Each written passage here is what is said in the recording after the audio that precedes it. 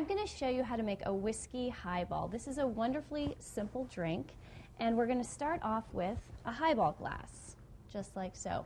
We're going to add to that some rocks. And bartending is a lot like cooking, so you can adjust these ingredients to your taste. If you like more ice, use more ice. If you like less, use less. There we go. Then I'm going to put in 2 ounces of whiskey.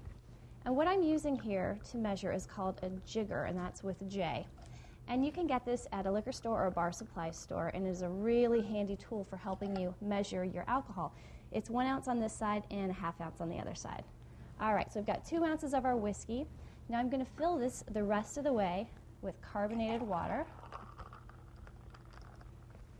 Give it a stir. There we go.